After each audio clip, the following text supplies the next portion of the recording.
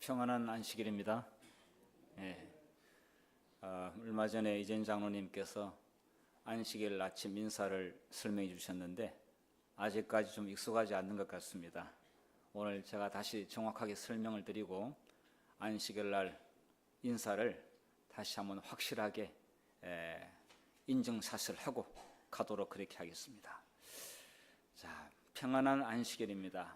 원래의 히브리 말로는 샤밧 살롬, 샤밧 살롬이죠. 그런데 샤밧은 안식일인 거 다 알고 계시지요? 근데 이 살롬은 또 평안인데, 이 살롬이라는 명사가 동사 살람에서 왔습니다. 살람에서 살롬이 왔습니다. 그런데 이 살람이란 원래의 동사의 뜻은 빚을 갚다, 빚을 갚다, 그리고 완성하다, 이런 뜻이 있습니다. 자, 샬람. 그래서 샤바트 샬롬 하면은 빚을 갚았습니다. 원래의 말은 그렇습니다. 자, 진정한 평안은 빚을 다 갚았을 때 온다는 것입니다. 과거에 이 빚진 자의 그 마음을 조금 이렇게 상상해 보게 되면은 좀 많이 힘들었을 거라고 생각됩니다. 가난한 입장에서는 빚을 줄 수밖에 없었어요. 아이들 등록금도 빌려야 하고, 때로는 사업자금도 빌려야 되고. 자, 그런데 같은 교회 안에서 빌려주고 빌려받는 관계 엄청나게 힘듭니다. 그러니까 교인끼리는 빌려주고 빌려받는 거 안 해야 되는데요. 자, 하나님께서 우리에게 빚을 갚아주셨어요. 그래서 빚을 갚아주셨기 때문에 너무 기분 좋고 마음이 평안합니다. 그래서 안식일 인사가 샤바트 살롬, 이것은 지금도 유대인들은 그렇게 인사를 하고 있고요. 또 교회 역사 가운데서 이 인사는 공용 인사입니다. 공용 인사. 이 말 그대로.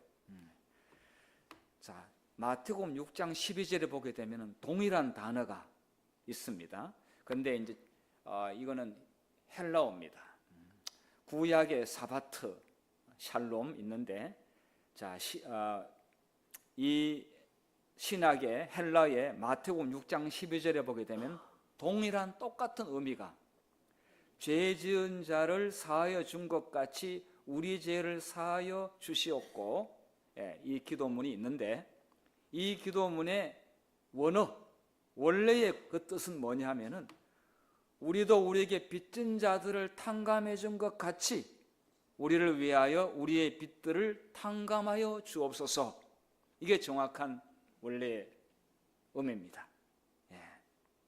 그래서 샬롬 하면은 빚 다 갚았지요, 용서 받으셨지요. 지금 여기 그 물음표로 하는 게 더 정확하겠네요. 자, 빚 다 갚으셨지요, 용서 받았지요.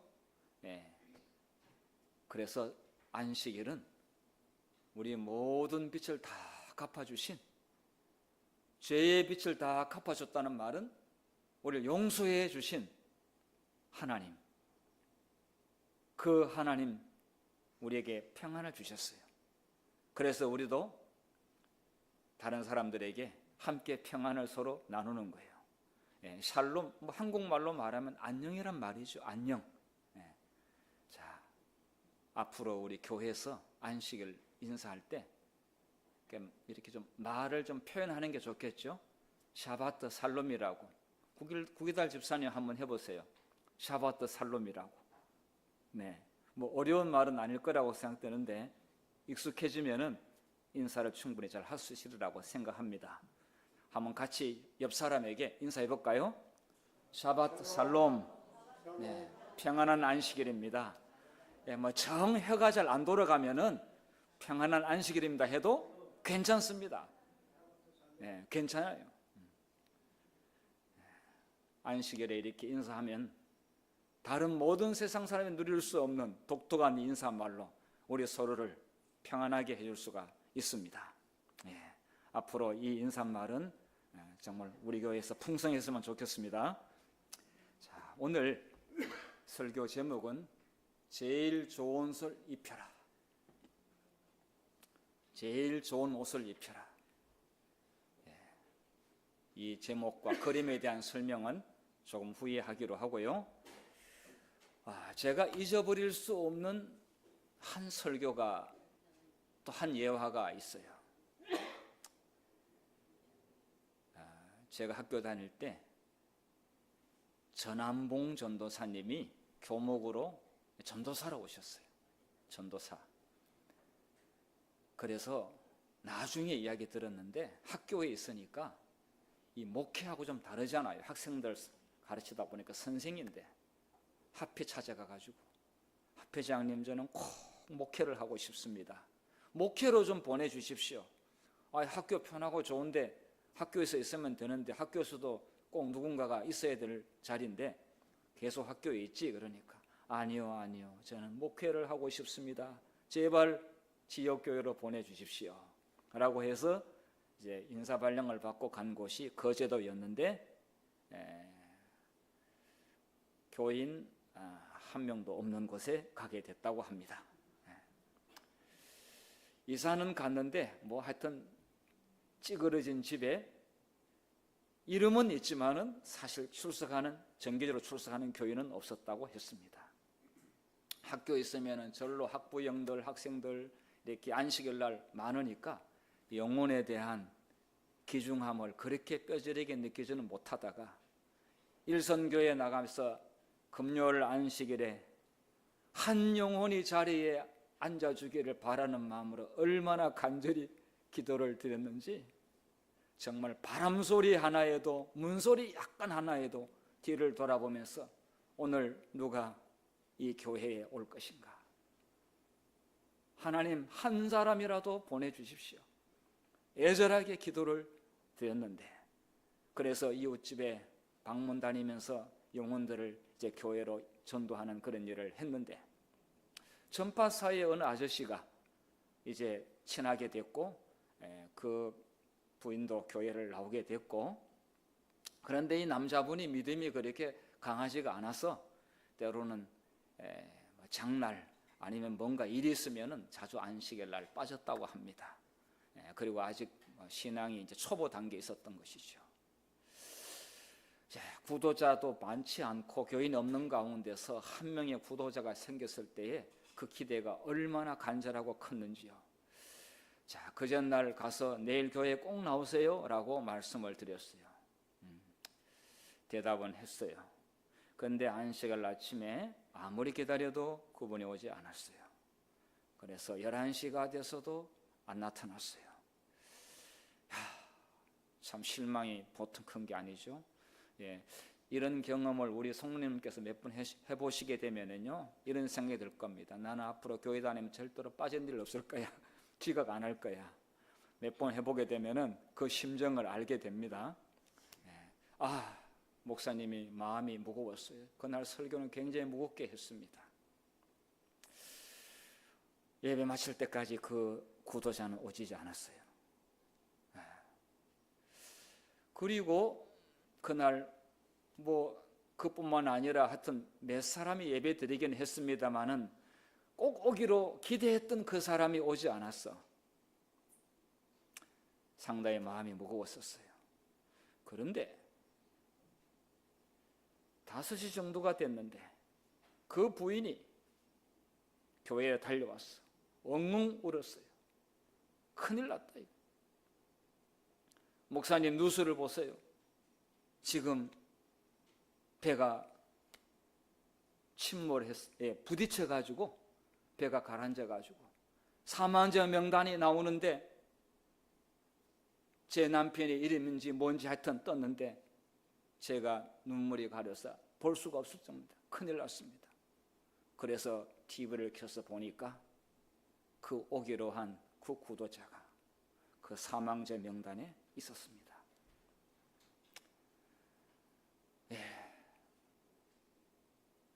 정말 너무나 안타까웠고, 그 영혼에 대해서 하나님께서 어떻게 나중에 판단하실지는 모릅니다만은, 그러나 너무나 아쉬웠고, 그래서 그 부인이 더욱 마음이 괴로웠습니다. 좋은 일을 하다가 떳떳하게 신앙생활을 하다가 하는 것은 그래도 슬픈 일이지만은 그래도 뭔가 위로를 받을 수 있는 끈아풀이라도 있는데, 하나님의 목사님 말씀 듣지 않고 그날 교회에 나오지 않고 부산에 물건을 하러 갔습니다. 전파사를 하면서 물건을 하러 갔는데 그것이 마지막이었습니다. 그래서 제가 그 목사님의 그 설교가 이상하게 나중에 이 설교를 했는데 몇 년 후에 머릿속에 그것이 항상 남아 있었습니다. 그래서 혹시나 오늘의 내가 마지막 혹은 이 순간이 혹시 중요한 황금의 기회를 놓치지 않을까, 중요한 선택을 하게 될 때, 어떤 기로에 서 있을 때 문득문득 그 생각이 떠올랐습니다. 그래서 아니다, 정신 똑바로 차려야지. 여러 번 그런 경험이 있습니다. 혹시 성도님들은 그런 경험 없습니까? 있으리라고 생각합니다. 잠시 이렇게 나태하거나 생각을 엉뚱하게 하게 될 때, 그 이후에 이르러오는 결과에 대해서 무서운 공포가 느껴질 때가 있습니다. 그때 정신을 바짝 차리게 되는데요, 사실 우리가 느끼지 못해서 그렇지 우리 매 순간에 그런 경험이 연속적으로 일어나고 있다고 생각이 됩니다. 그래서 저는 누가복음 12장 20절, 하나님은 이르시되 어리석은 자여 오늘 밤에 내 영혼을 도로 찾으리니 그러면 내 준비한 것이 누구의 것이 되겠느냐. 오늘 밤에 너 영혼이 끝난다면 너의 마지막 운명은 어떻게 되겠느냐. 항상 자주 저희 마음속에 남아 있었습니다. 사람들은 얼마 후에 뭔가 잘 되겠지라고 하는 좋은 희망을 가지고 있는 것은 나쁜 것은 아닙니다만, 그러나 항상 하나님 앞에서는 현재 진행형으로 예스 했을 때가 가장 골든 타임인 것을 우리는 깨달을 필요가 있습니다. 나중에를 뭘 하겠고, 하나님 죄송합니다, 제가 나중에 또 뭐 좀 준비해서 내가 좀 뭔가 좀 갖춘 다음에 뭐를 한다고 하는 그런 생각을 사실 많이 하게 되는데, 오늘 밤이 문제입니다.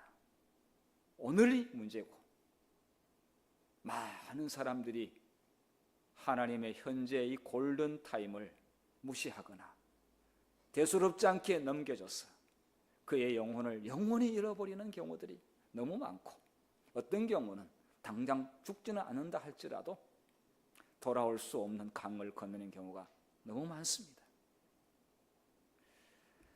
저는 이것을 이제 영적 진화론이라고도 이야기하고, 제가 쓴 표현은 아닙니다. 많은 사람들이 영적 진화론 자체가 창조론하고는 반대 개념인데, 영적 진화론, 점진적으로 성화될 것이라고 하는 것, 점진적으로 가다 보면 어느 순간 우리의 몸이 불멸의 몸으로 변화되어질 것이라고 하는 그런 막연한 기대를 가지고 현재 마땅히 해야 될 순종과 실천을 미루는 일들이 많이 있습니다.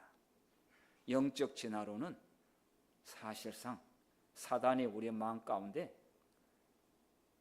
듣기 좋게 하는 말이고요, 사실은 이거 성경적인 말은 아닙니다. 하나님 원하시는 말이 아닙니다. 지금은 하는 일이 있었어요, 나중에 잘하겠습니다. 우리는 이런 말을 많이 합니다. 조금 기다려 주십시오, 제가 안식일에 제 발로 교회에 갈 겁니다. 글쎄요, 그렇게 해서 오는 사람도 덜어 있기는 하겠지만, 그러나 내일 일은 모릅니다. 예수를 믿으면은 시간이 지나면은 예수님 닮아지고 성화된다. 이렇게 맞는 말 같지만은 사실상 오늘 제가 이 말에 대해서 성경적으로 말씀드리면은 이거 동의하기 어려운 말일 수 있습니다. 점점 뭔가 처음에는 뭐 10%였다가 하나님이 90%, 그 다음 내가 점점 뭐를 좀 더 나아져가지고 형편이 나아져가지고 하나님과 나하고 반반씩 부담하고, 만약에 이런 식으로 생각한다면은 이거는 마귀가 인간에게 넣어주는 달콤한 이야기입니다. 칭의와 성화, 영화를 마치 계단 오르듯이 칭의 다음에 그 다음에 성화, 그 다음에 영화, 이렇게 된다고 많은 사람들이 생각하는데 그렇지 않습니다. 실제로 현실적으로 오래 신앙을 했다고 그래가지고 성화가 어느 정도 좀 많이 가 있는 것 아닙니다. 처음에 하나님께서 우리에게 새로운 피조물이라고 선언했는데 그 선언은 10%짜리입니까? 20%짜리입니까? 절대로 아닙니다. 하나님께서 만물을 창조하셨을 때 모든 것이 완벽했습니다. 처음부터 하나님께서는 완전한 씨를 주셨고 완전한 것을 주셨습니다. 완전한 생명을 주셨고요. 그리고 제일 좋은 옷을 입히는 것이 아버지의 뜻입니다. 근데 이제 보면은 아이고 뭐 이렇게 방탕하고 엉뚱 짓 하다가 돌아왔으니까 너는 아직 제일 좋은 옷을 입을 만한 준비가 안 됐어. 일단 너는 허름한 거 입고 시간 좀 지나고 나면은 내가 좋은 옷을 줄 테니까 지금 좋은 옷을 줘봤자 너는 감당은 못해 하고 시간 지나면서 조금씩 그렇게 한다고 생각하십니까?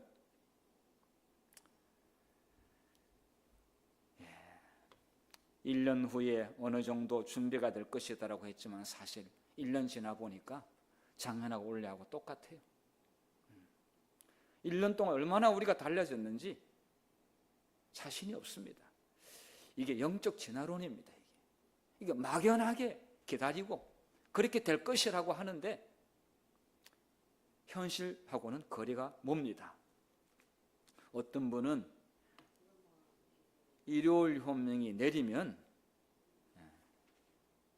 지금 일요일 현명이 내린다고 하는 일요일 현명이 내리면은 그때 하나님께서는 먼저 재림교인들이 의로운 자는 의롭게, 불의한 자는 불의하게 그렇게 판단해 준다고 하니까 그때 뭔가 될 것이라고 그렇게 하는데, 이것도 영적 질환론의 한 부분이라고 생각합니다.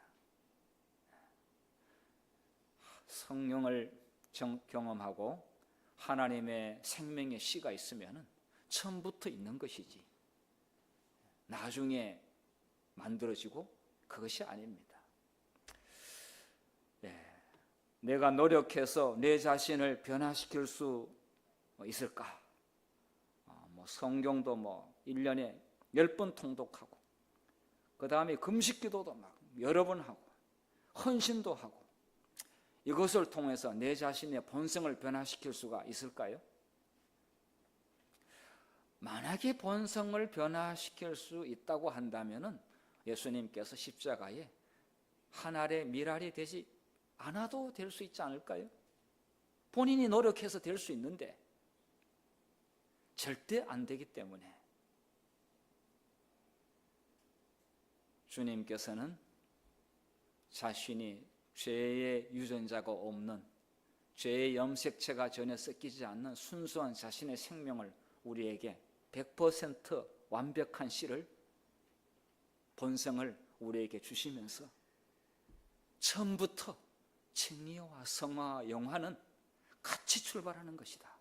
그래서 성소의 번제단에, 그 다음에 첫째 칸에, 둘째 칸에 지성소, 모든 칸에 피가 뿌려집니다.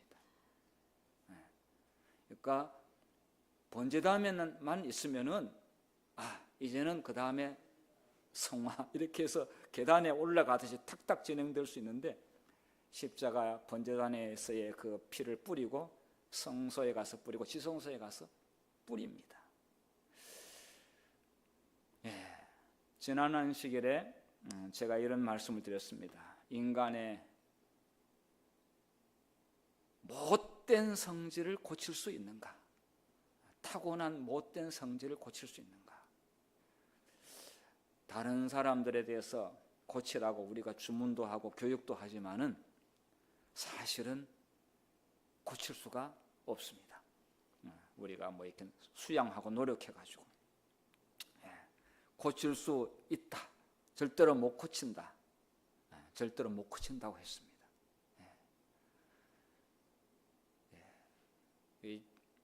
정말 아침에 중요한 시간마다 무조건 전화하는 한 사람이 있어요. 그런데 이분은 정말 끝도 밑도 없이 전화하는데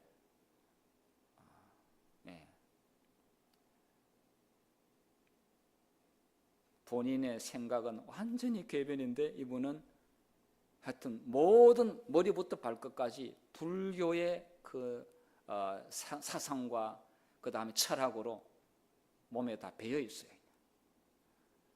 그런데 혼자 옳은 말은 다 하는데 말이 앞뒤도 안 맞고 본인은 전혀 다른 세계에 살고 있더라고요. 하나님이 없이는, 정말 예수님의 이 생명이 없이는 아무리 가서 수도하고 시주 갖다 바치고 뭘 한다 할지라도 안 되는구나 라고 하는 것을 딱 보여주고 있어요. 그래서 지난 안식일에 제가 이런 질문을 드렸습니다. 회개가 먼저인가 용서가 먼저인가? 우리는 뭔가 회개하고 돌아오면은 그때 한번 검토해 보겠다 이렇게 생각하는데 성경에 보면은 그렇지 않습니다. 이미 하나님께서 용서하시고 사람을 부르십니다. 들어와 보니까 전에는 몰랐는데 이미 자기 죄를 용서하신 하나님을 만나는 순간 사람은 아연실색합니다. 거기서 걷잡을 수 없는 탄식과 회개를 하게 됩니다. 용서가 먼저인가 창조가 먼저인가? 아니, 창조가 존재하고 그 다음에 죄를 지어서 용서해 주는 것.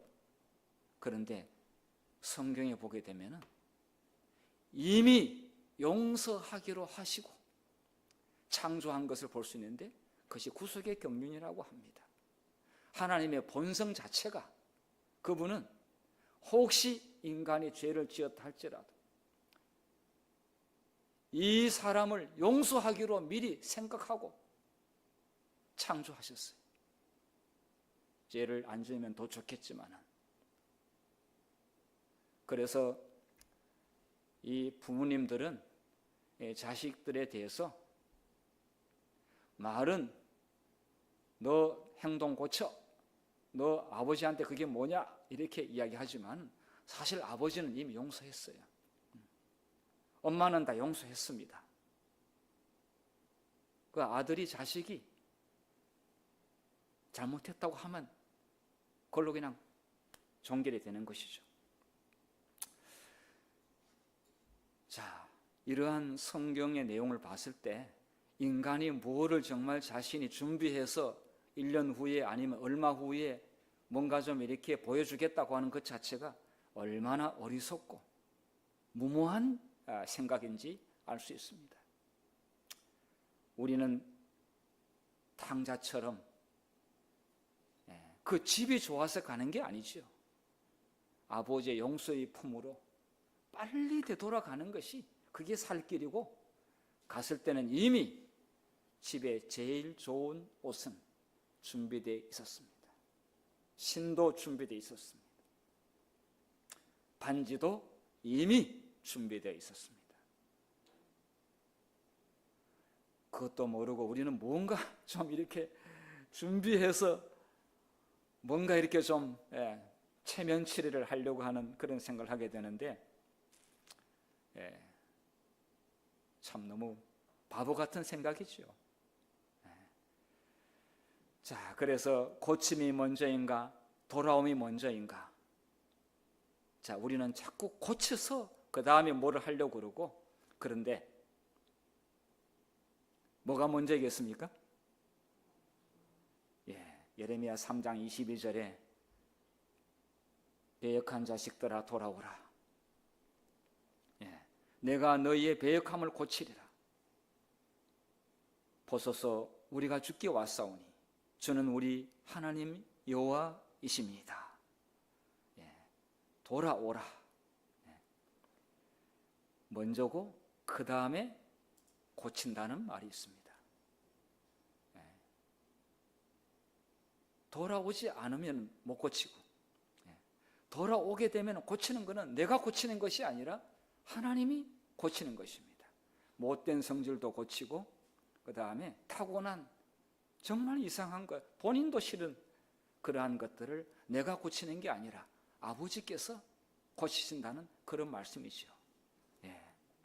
하나님께서는 너는 절대로 못 고친다. 내게로 오면 내가 너를 고친다. 마귀는 영적 진화론을 이야기합니다. 혼자 계속 후회하고, 그 다음에 또 후회하고, 또 금식해 기도가 부족하니까, 물론 기도가 필요하지요. 그것은 하나님과 우리의 관계를 더 깊게 하고 더 풍성하게 하고 더 확대하기 위해서 하는 것이지, 내가 뭐를 보태야 되는 것은 아닙니다. 이게 하나님이 주신 것은 보탤 것이 없는 완전한 것을 우리에게 처음부터 주신 겁니다. 환자가 의사에게 와야만이 진단하고 병을 고칩니다.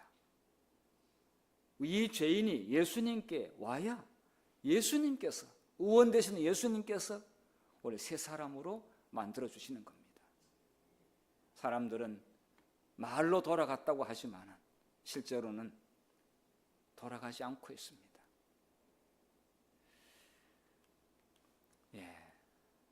지난 안식일에 드렸던 말씀인데, 성경의 기본 신앙의 이런 원리들은 좀 반복해서 이렇게 익숙하게 가슴에 담는 것이 중요하다고 생각해서 제가 다시 좀 말씀을 드립니다. 집 나간 아들이 돌아오게 되면은 어머니가 차려놓은, 어머니가 그때부터 시장 보러 나가시고, 그게 아니라 사실은 이미 다 차려져 있습니다. 빨리 밥 먹어라. 얼마나 배고팠냐. 착한 행실로 돌아오는 게 아니라 그냥 내게로 오라. 착한 행실은 아버지께서 하게끔 만드시는 것이죠.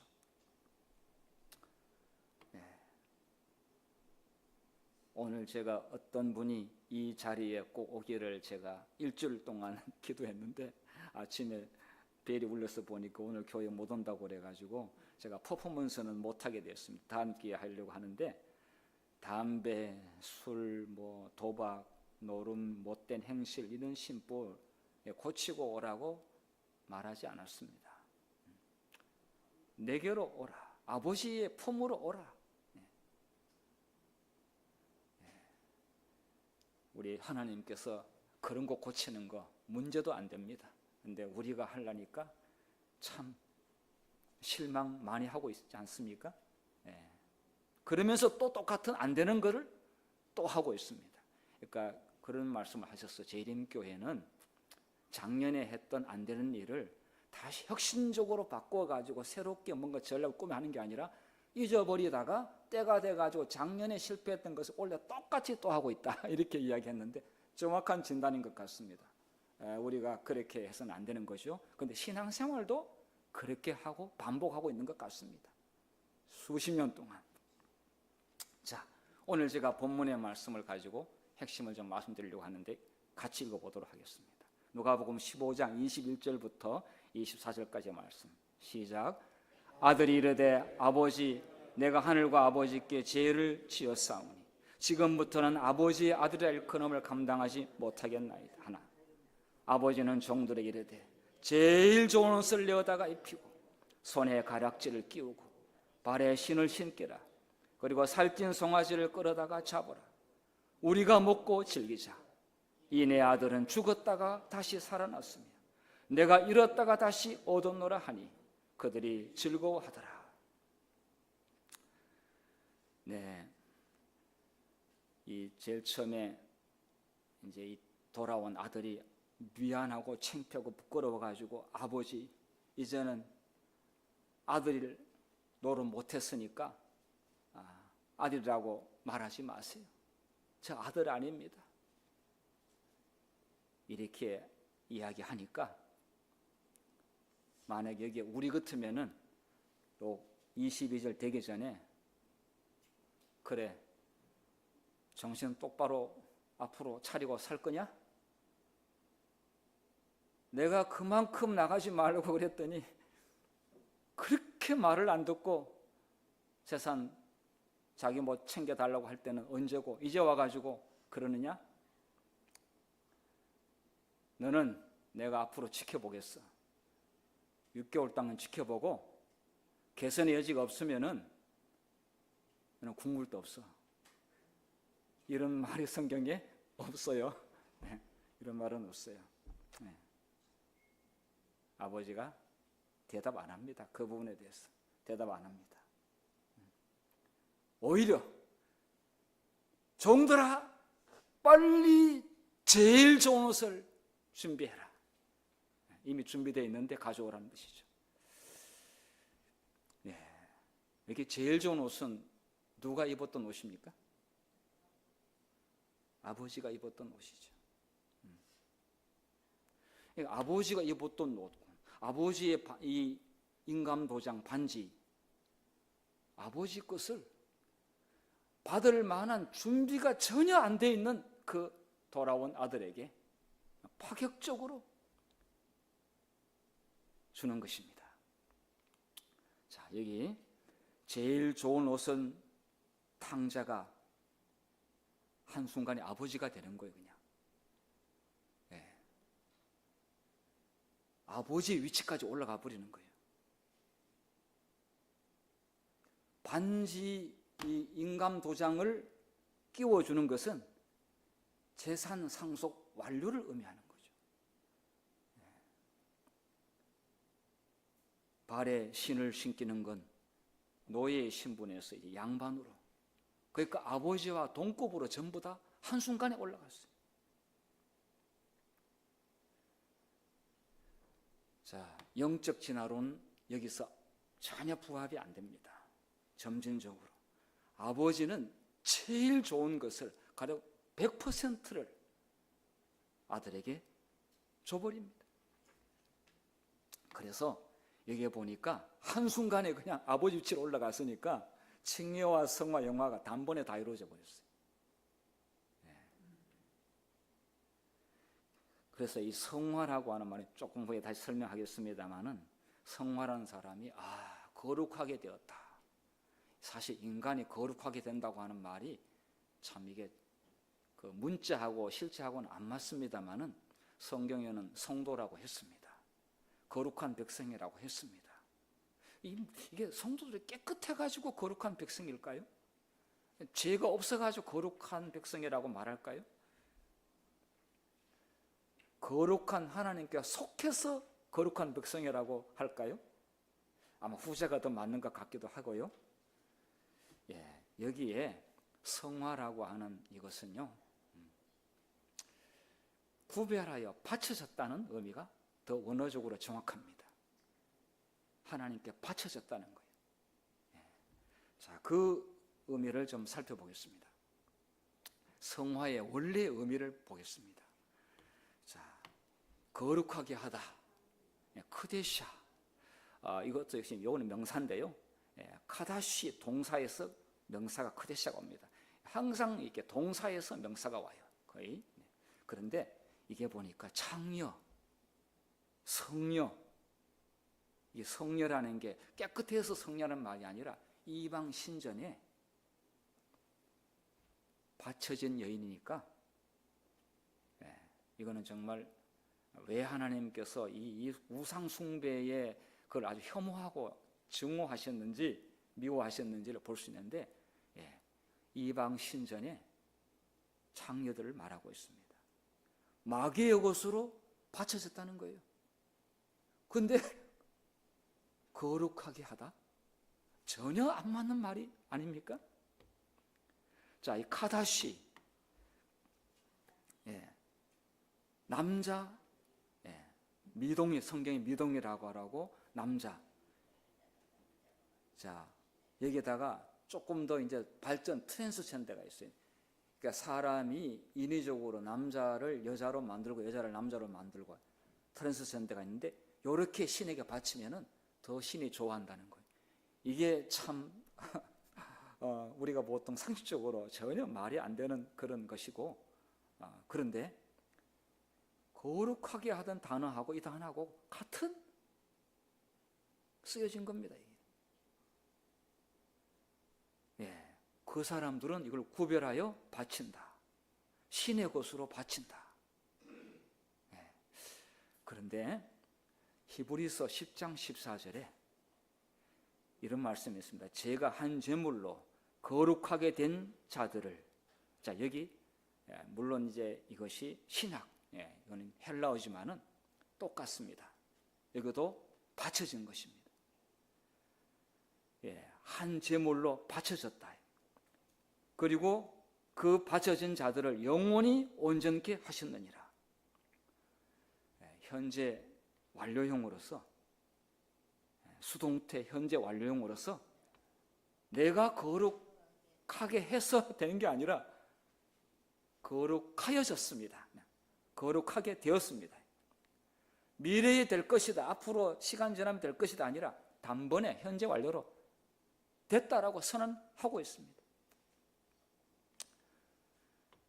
자, 이 말은 한 제물 예수 그리스도시죠. 그의 몸을 단번에 들이심으로 우리가 거룩함을 얻었노라. 구약으로 말하면 카다시가 된 거죠. 바쳐진 건 크데샤가 된 거죠. 그러니까 한 점 부끄러 먹고 한 점이 없는, 그래서 점점 더 나중에 완전한 사람으로 이렇게 되는 영적 제너런이 아니고 하나님께 드려진 사람, 구별하여 바쳐진 사람, 하나님께 완전히 자기의 생애를 내어 맡긴 사람, 하나님께서 이 사람을 거룩하게 하시는 것이고 이미 성화되었다라고 선언하시는 겁니다. 너무 감사하죠.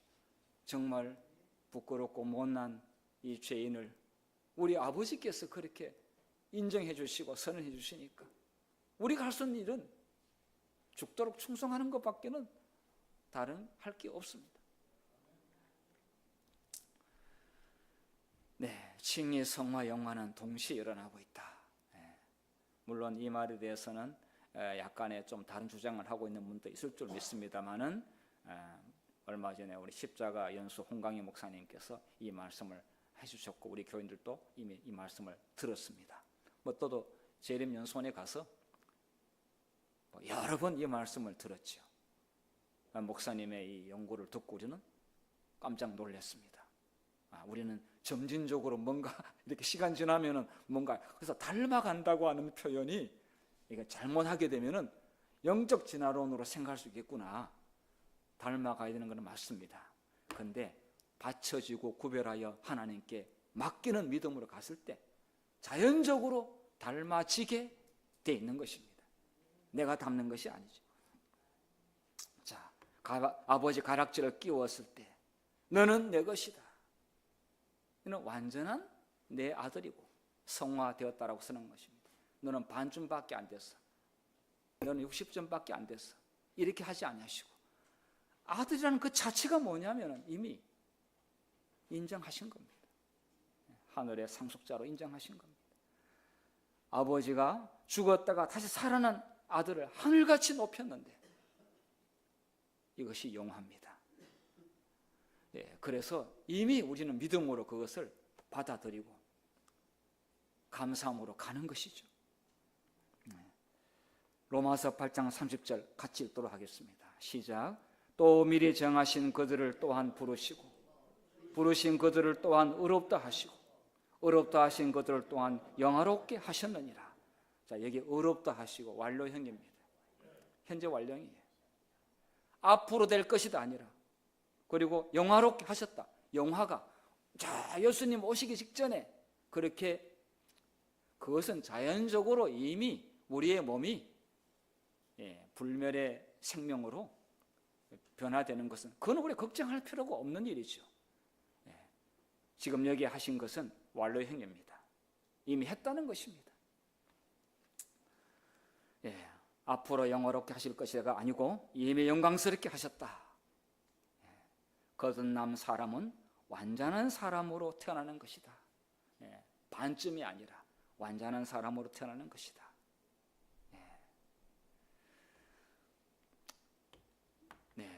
우리는 안식일을 일주일마다 맞이하고 있습니다.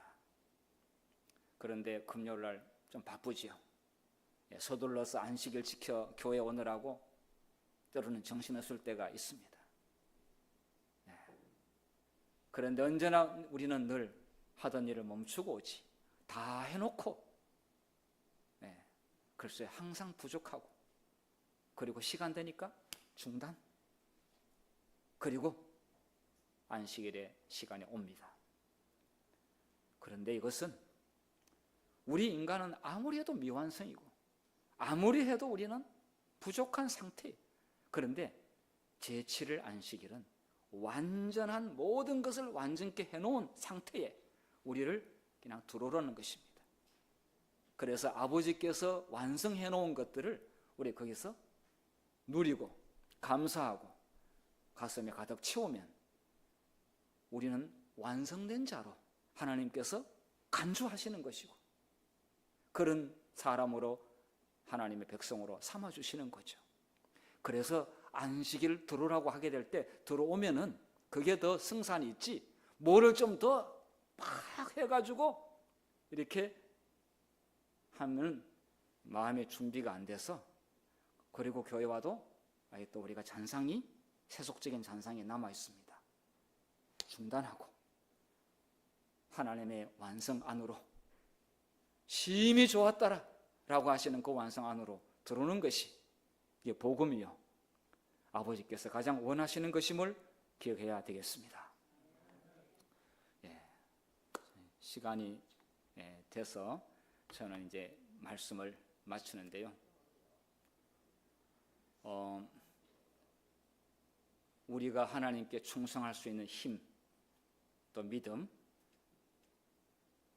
하나님의 세상을 이처럼 사랑하사 독생자를 주셨으니 그까지는 하나님께서 완벽한 것을 주셨습니다. 그럼 우리가 할 게 뭐가 있느냐? 믿는 자마다 그를 믿는 자마다 멸망치 않고 영생을 얻게 하려 하심이니라. 그런데 그 믿는다고 하는 것은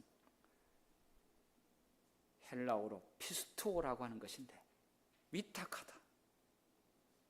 말로만 믿는 게 아니고 내 몸과 모든 걸 하나님께 위탁하는 것이 믿음이죠. 그냥 은혜 받았다고 뭐 이렇게 그냥 그게 막연한 것이 아니라 정말 은혜 받았으면 나는 그분께 우리를 완전히 위탁하는 것이죠. 그러면 결과적으로 영생을 얻는다. 사랑, 하나님의 사랑이 우리의 마음을 점령하고 우리는 믿음으로 맡길 때 결과는 영원한 생명을 얻는다. 성경의 가장 핵심적인 요한복음 3장 16절의 말씀이 우리의 신앙의 복음의 핵심인 것을 기억해 주시면 감사하겠습니다. 저는 정말 목회 나오기 전부터 지금까지 저는 교회에 충성가 많이 부족하고 뭐 정말 저도 실수를 많이 했습니다. 근데 지금도 변함없이 나는 예수님께 더 충성하지 못해서 제가 아쉬움이 남습니다. 그것은 하나님께서 저를 죽음에서 살려주셨고 아침에 우리 신장로님처럼 설명할 수 없는 불가사의한 방법으로 생명을 살려주셨어요. 저는 살아서 집으로 돌아가서 너무 감사했고 제대할 때 그 다음에 정말 인생이 이렇게 해서 가는구나 라고 하는 경험을 하다가 젊은 시절에 살아있네 이 한 몸을 일편단심 주님께 드려서 나를 살려주신 하나님께 충성하며 사는 것이 내가 갈 길이다. 지금도 변함이 없습니다. 전 돈 버는 거하고는 별로 볼 줄도 모르고 저는 죽을 때까지 교회와 예수님께 충성하는 것이 제 갈 길입니다. 우리 모든 성도님들 그 길을 함께 같이 갔으면 좋겠습니다.